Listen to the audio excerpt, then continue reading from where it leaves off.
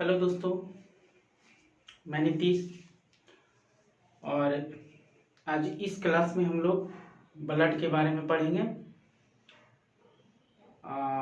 Blood का अध्ययन और ब्लड कहाँ पे बनता है और इसका क्या क्या काम है, इसके बारे में हम लोग पढ़ते हैं। और इस ब्लड का हर एक एग्जाम में एक क्वेश्चन 2 क्वेश्चन आता है। और तो ब्लड इम्पोर्टेंट है। तो जो भी इस क्लास को पहली बार देख रहे हैं तो चैनल को सब्सक्राइब कर लीजिए और बेल आइकन ऑल पे प्रेस कर दीजिए और वीडियो को लाइक कर दीजिए अगर अच्छा लगे तो। तो चलिए हम लोग ब्लड के बारे में पढ़ते हैं। क्या चीज़ के बारे में? ब्लड यानी रक्त के बारे में पढ़ते हैं। रक्त जो होता है प्राकृतिक कोलाइड होता है। क्या होता है? प्राकृतिक कोलाइड होता है। यानी कि नेचुरली ब्लड जो होता है वो क्या होता है? कोलाइड होता है। क्या होता है? कोलाइड। और कोलाइड क्या होता है? तो कोलाइड कोई भी लिक्विड पदार्थ होता है उसको छानने से 100% अगर नहीं वो पदार्थ छाना जाता है उसी को हम लोग क्या कहते हैं? कोलाइड कहते हैं। क्या कहते हैं? कोलाइड कहते हैं। यानी कि कोई भी लिक्विड पार्ट को अगर हम छानते हैं तो उस थोड़ा बहुत उसका पार्टिकुलर जो कण होता है वो रह जाता है, उसी को क्या कहते हैं? कोलाइड कहते हैं। इस तरह से हम लोग कोलाइड के बारे में समझ सकते हैं। और ब्लड जो होता है कैसी ऊतक होता है? तो ब्लड कनेक्टिव टिश्यू होता है। क्या होता है? कनेक्टिव टिश्यू यानी तरल संयोजी ऊतक होता है। क्या होता है? तरल संयोजी ऊतक। तरल संयोजी ऊतक यानी कनेक्टिव टिश्यू होता है। क्या होता है? कनेक्टिव टिश्यू होता है। ब्लड जो होता है कनेक्टिव टिश्यू होता है, तरल संयोजी ऊतक होता है। और ब्लड का अध्ययन जो होता है वो हिमेटोलॉजी या सेरोलॉजी कहते हैं। क्या कहते हैं? सेरोलॉजी और हिमेटोलॉजी यानी कि ब्लड जिस विज्ञान शाखा में अध्ययन किया जाता है उसको हम लोग क्या कहते हैं? हिमेटोलॉजी या सेरोलॉजी कहते हैं। तो ब्लड का अध्ययन को हम लोग क्या कहते हैं? हिमेटोलॉजी और सेरोलॉजी कहते हैं। और देखते हैं आगे ब्लड का निर्माण। ब्लड का जो निर्माण होता है यानी ब्लड निर्माण होता है उस प्रक्रिया को क्या कहते हैं? यानी किस प्रोसेस से ब्लड का निर्माण होता है? तो ब्लड निर्माण होता है उस प्रोसेस को हम लोग हीमोपोएसिस कहते हैं। क्या कहते हैं? हीमोपोएसिस कहते हैं। क्या कहते हैं? हीमोपोएसिस यानी ब्लड जिस प्रक्रिया से बनता है यानी निर्माण होता है उस प्रक्रिया को हीमोपोएसिस कहते हैं। क्या कहते हैं? हीमोपोएसिस कहते हैं। इसके बाद स्वस्थ मानव शरीर में स्वस्थ व्यक्ति को ब्लड 5 से कितना लीटर होता है? 6 लीटर। 5 से 6 लीटर होता है। यानी स्वस्थ व्यक्ति के शरीर में ब्लड जो होता है वो 5 से 6 लीटर पाया जाता है। कितने लीटर? 5 से 6 लीटर पाया जाता है। और उसके बाद फिर चलते हैं आगे। तो शरीर के वजन यानी टोटल शरीर का वजन का 7 से 8% क्या होता है? ब्लड होता है।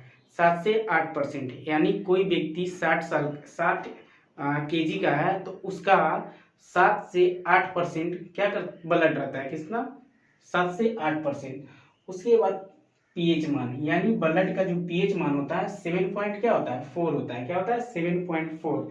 तो ब्लड का पीएच मान क्या होता है? 7.4 होता है। क्या होता है? 7.4। और हल्का क्या होता है? ये क्षारीय होता है। क्या होता है? हल्का क्षारीय यानी कि 7 पॉइंट से अधिक रहता है। 7 से अगर अधिक रहेगा, 7 से अधिक यानी अधिक रहेगा तो क्या रहता है? क्षारीय रहता है। क्या रहता है? क्षारीय।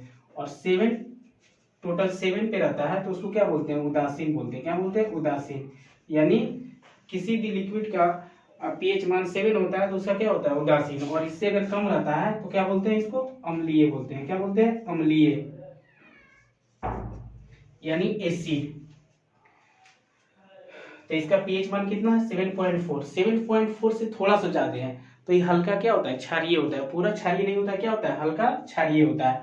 और ब्लड का जो निर्माण होता है ब्लड का निर्माण कहाँ पे होता है, शरीर के कौन सा अंग में ब्लड का निर्माण होता है। तो शरीर का निर्माण, ब्लड का निर्माण जो होता है शरीर में दो अंगों में होता है, दो अंगों में। जब बच्चा भ्रूणीय अवस्था में रहता है, यानी बच्चा जब अपनी माँ के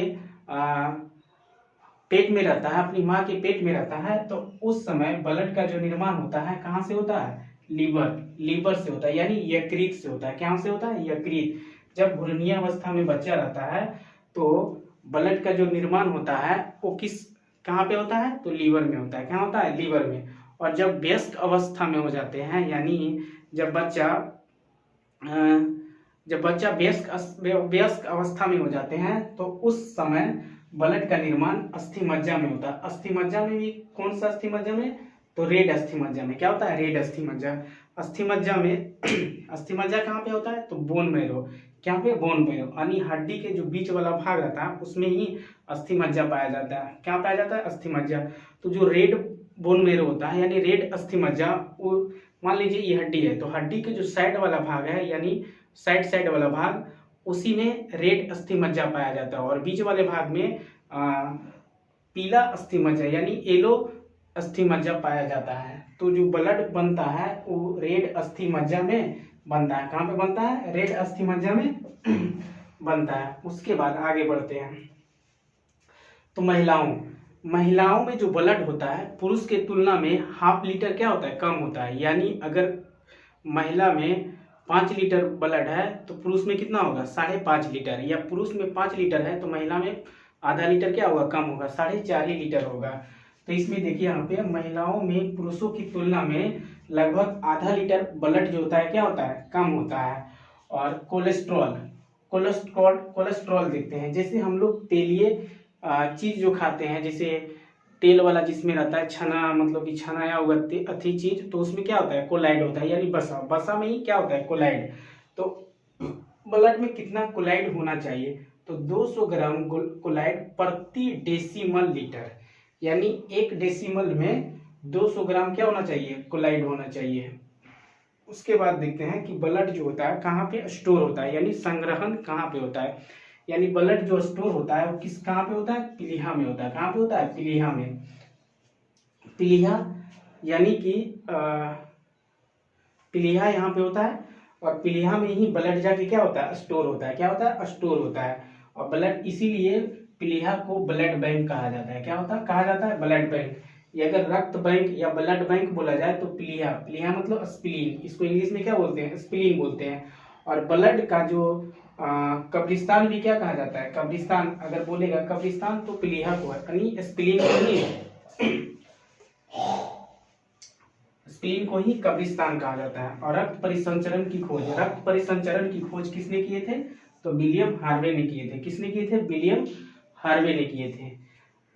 रक्त परिसंचरण की खोज विलियम हार्वे ने किए थे। और रक्त परिसंचरण तंत्र की जो अध्ययन होता है, जिस विज्ञान शाखा में रक्त परिसंचरण तंत्र की अध्ययन किया जाता है, उसको हम लोग एंजियोलॉजी कहते हैं। क्या कहते हैं, एंजियोलॉजी में रक्त परिसंचरण तंत्र का अध्ययन किया जाता है। उसके बाद देख लेते हैं ब्लड का क्या क्या काम होता है। तो ब्लड का क्या काम होता है, तो ताप का नियंत्रण करता है, यानी हमारे शरीर का जो टेम्परेचर रहता है उसका क्या करता है, नियंत्रण करता है। क्या करता है, नियंत्रण करता है ब्लड। और उसके बाद पोषक पदार्थ परिवहन, हम लोग जो भी भोजन खाते हैं उसके बाद जो डाइजेस्ट होके जो भी पोषक पदार्थ होता है, जो भी ऊर्जा होता है, उसको क्या करता है, ब्लड में घुल जाता है। और उसके बाद ब्लड सारे शरीर में क्या करता है, परिसंचरण तंत्र, यानी परिवहन करता है। क्या करता है, परिवहन करता है। उसके बाद क्या करता है, गैसों का भी परिवहन करता है। यानी हम लोग जब ऑक्सीजन लेते हैं